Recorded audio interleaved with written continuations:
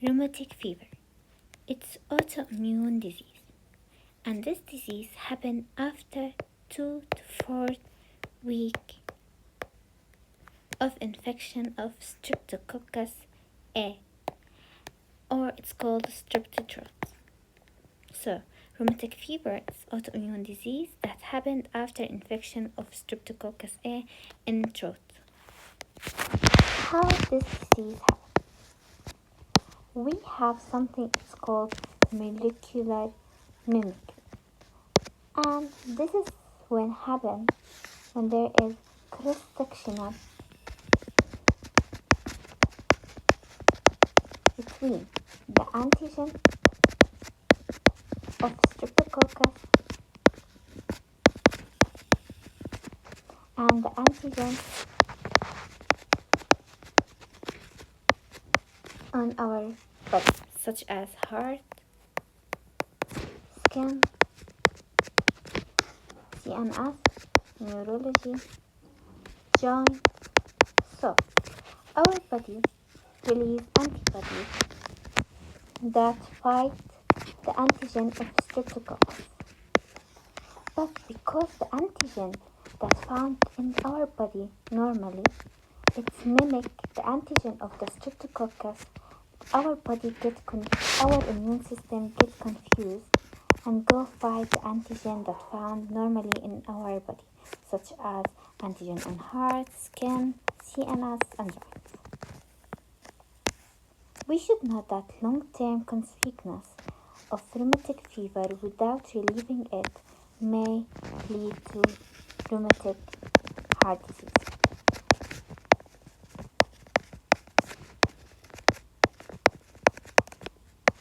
And it will involve all valves, but the most common valve that will involve in mitral valve stenosis.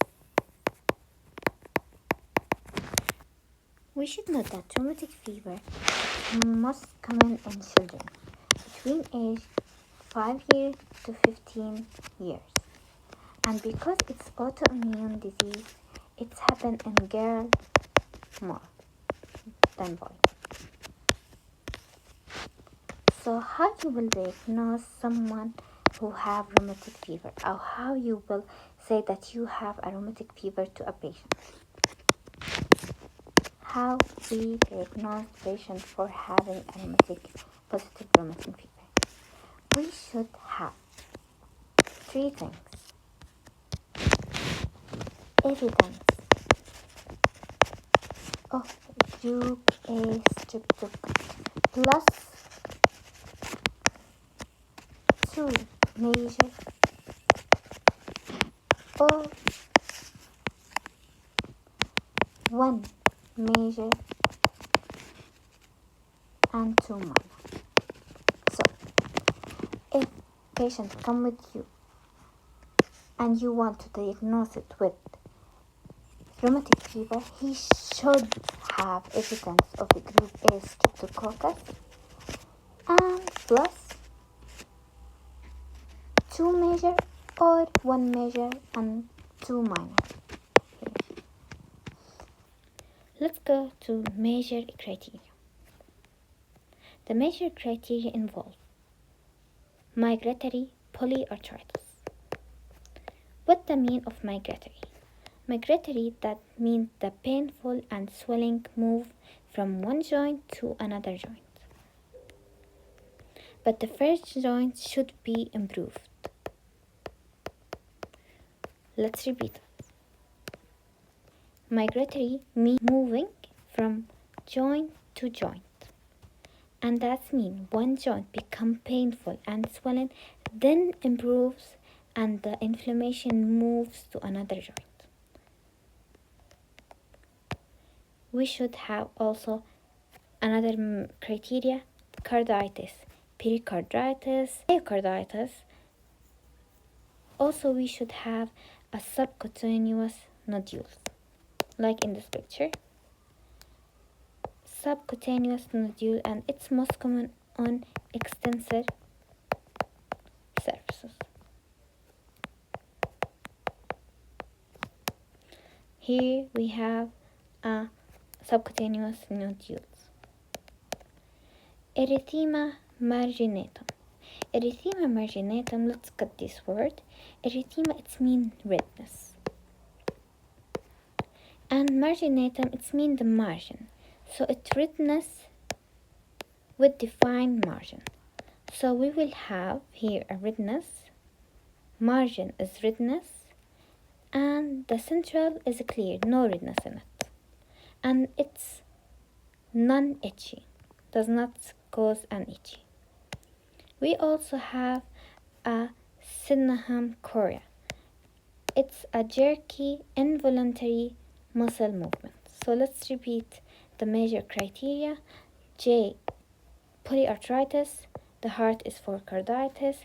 Nodules, erythema marginatum, and synonym chorea. So it's inflammatory disease involves the joint, heart, skin, and nervous system after an untreated streptococcal pharyngitis, group A. We also have a minor criteria: fever, arthralgia, a pain in joints, elevated ESR, CRP. It's an inflammatory marker, prolonged BR interval. So let's read the minor: arthralgia, prolonged BR interval, fever, and elevated ECR, CRP. We say for Jones criteria we should have 2 major or 1 major and 2 minor plus evidence of group A Streptococcus infection. How do we treat rheumatic fever?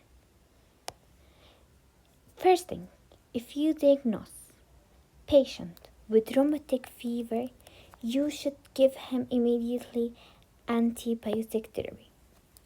All patients that diagnose of rheumatic fever should be treated by antibiotic therapy to eradicate the group A Streptococcus. The trigger, we should eradicate the trigger, and the trigger is group A Streptococcus, regardless of the presence or the absence of pharyngitis. Patient with mitral valve disease from rheumatic fever, if we have a patient have a mitral valve disease that rheumatic fever cause it, he should receive chronic penicillin therapy to reduce the risk of a group A Streptococcus A pharyngitis, stop the progression of rheumatic heart disease.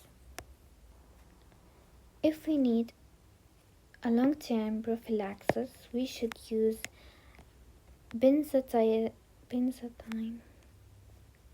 If we need a long-term prophylaxis, we can use benzathine penicillin G every 4 weeks for prophylaxis, and it's used intramuscular.